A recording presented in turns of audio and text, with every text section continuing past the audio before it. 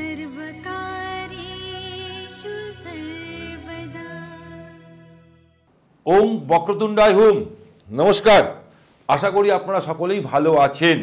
আজকে আমি আলোচনা করব রাহু এবং কেতুকে নিয়ে। কারণ এই 2025 সাল 4টি গ্রহ অলরেডি ট্রানজিট করেছে এক রাশি থেকে আর একটা রাশিতে। তাই রাহু আর কেতু কী ধরনের রেজাল্ট দেবে সেই নিয়েই কিন্তু আজকে আপনাদের সামনে আমি তুলে ধরব।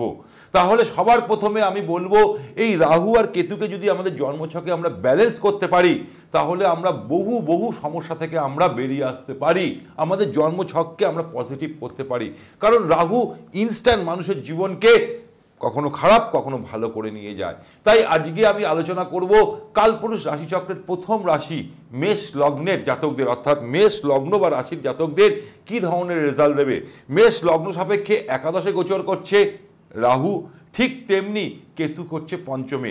একাদশ স্থানটাকে আমরা বলি প্রফিটের জায়গা, অর্থাৎ লসের হাত থেকে আপনি রক্ষা পাবেন। কারা? মেষ লগ্নের জাতকেরা। এদের ইনকামের রাস্তা বৃদ্ধি পাবে, খরচা কম হবে, সেভিংস বেশি হবে। কিন্তু একটা জিনিস মাথায় রাখবেন, মাইন্ডটা সবসময় স্থির রাখবেন।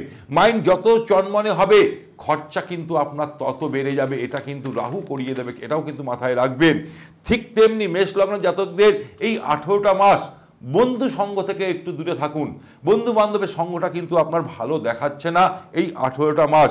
ঠিক তেমনি অতি অবশ্যই চটজলদি কাউকে বিশ্বাস করবেন না, তাহলে কিন্তু বিপদে পড়তে পারেন। কারা? মেষ লগ্নের জাতকেরা। ঠিক তেমনি কেতু যেহেতু পঞ্চমে গোচর করছে, পঞ্চম স্থানটাকে আমরা বলি সন্তানের স্থান, পঞ্চমের স্থানটাকে আমরা বলে থাকি বিদ্যার জায়গা, পঞ্চম স্থানটাকে বলি আমরা লাভ রিলেশনের জায়গা। তাই পঞ্চমে গোচর করবার দরুন অতি অবশ্যই সন্তানের প্রতি আপনাদের একটা চিন্তাধারা থাকবে, টেনশন কিন্তু থাকবে।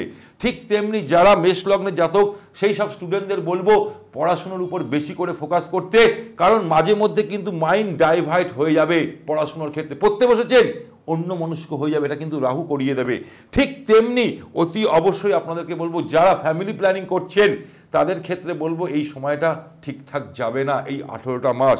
ঠিক তেমনি যারা লাভ রিলেশনের সাথে যুক্ত আছে তাদের মধ্যে কিন্তু ছোট ছোট আর্গুমেন্ট দেখা দেবে। কাদের? মেষ লগ্নের জাতকদের। উপায় হিসাবে কি করতে হবে? প্রতিদিন মেষ লগ্নের জাতকদের বলবো গায়ত্রী মন্ত্র পাঠ করুন রাহুর হাত থেকে রক্ষা পাওয়ার জন্যে। তার সাথে সাথে যদি আপনারা কপালে একটুখানি গঙ্গাজল এবং গোবর যদি মিশাল লাগিয়ে দিতে পারেন, অতি উত্তম। এর থেকে বড় উত্তম আর কিছু হয় না। ঠিক তেমনি অতি অবশ্যই আপনি রাহুকে স্তম্ভন করবার জন্যে নীল সরস্বতী স্থাপন করুন আপনার বাড়িতে। নীল সরস্বতীর একটা মূর্তি স্থাপন করুন, প্রতিদিন একটা অপরাজিতার ফুল দিন, অর্পণ করুন, দেখবেন রাহু অনেকটা স্তম্ভন হয়ে যাবে, আপনার জন্মছকে পজিটিভ রেজাল্ট দিতে শুরু করবে। ঠিক তেমনি কেতু গ্রহকে পজিটিভ করবার জন্যে অতি অবশ্যই বলবো প্রতিদিন গণেশজিকে 21টা দুব্য অর্পণ করুন তার পায়ে, এবং ওং গং গণপতেই নমঃ বা ওং বক্রতুণ্ডায় হুম এই মন্ত্রটা পাঠ করুন, এবং তার সাথে সাথে রাস্তার কুকুরদের সেবা করুন। দেখবেন আপনার জন্মকুণ্ডলীতে কেতু গ্রহ কিন্তু পজিটিভ হবে। এই যে ছোট ছোট উপায়গুলো করুন, জীবনে বিশাল সফলতা পাবেন। ভালো থাকুন, সুখে থাকুন, আনন্দে থাকুন। নমস্কার।